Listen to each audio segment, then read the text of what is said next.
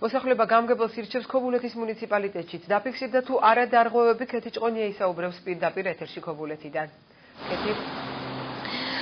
ამ დრომდე დარღვევების არც ერთ უბანზე ნინო არ დაფიქსირებულა. შეიძლება ითქვას, რომ საარჩევნო პროცესი ქობულეთის მუნიციპალიტეტის მასშტაბით 7 გარემოში მიმდინარეობს. 67,912 ამომრჩევლიდან საკუთარი პოზიცია უკვე დააფიქსირა 14,202 ამომრჩეველმა, რაც ერთო ელექტორატის დაახლოებით 20%-ზე მეტს შეადგენს.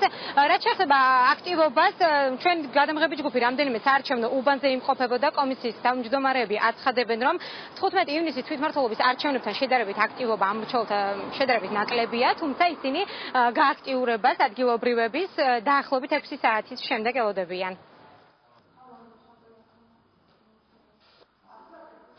იმშვიდია, ჩვეულებრივად მოვედი, მივეცი დავაფიქსირე ჩემი აზრი ხმად.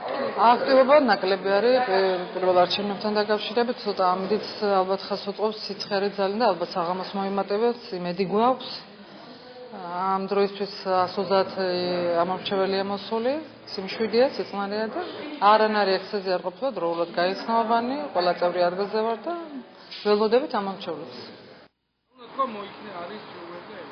უფრო დეტალურად როგორ მიმდინარეობს ქალაქის მასშტაბით თვითმმართველობის არჩევნების მეორე ტური ქობულეთში, პირდაპირ ეთერში 91 ქობულეთის საოლქო საარჩევნო კომისიის თავმჯდომარე ისაუბრებს. ბატონო გელა, როგორია ვითარება ამ დროისთვის და როგორ შეაფასებს საოლქო საარჩევნო კომისია მიმდინარე აქტიურობა? ამ დროისათვის ყველა უბანი გამართულად მუშაობს. ოლქში არ შემოსულა საჩივარი ჯერჯერობით. როგორც მოგეხსენებათ, 14,202 ამომრჩეველმა მისცა ხმა, ეს არის 20,9%.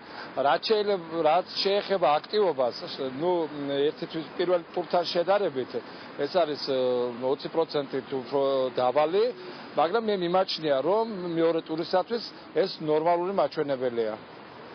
დიდი მადლობა, შეგახსენებთ, პირდაპირ ეთერში საუბრობდა საოლქო საარჩევნო კომისიის თავმჯდომარე გელა ხახნელიძე.